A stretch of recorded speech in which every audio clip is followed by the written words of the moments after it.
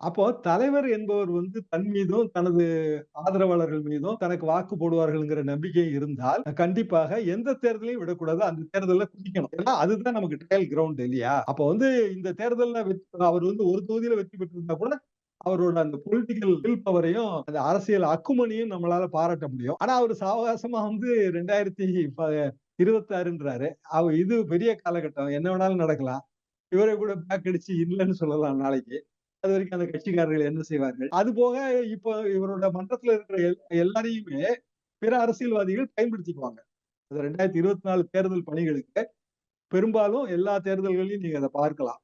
ரஜினி ரசிகர் மன்றமோ, இல்ல பிற ரசிகர் மன்றத்தையோ, அந்த தம்பிகளையோ தேர்தல் வேலைக்கு பயன்படுத்திருவாங்க.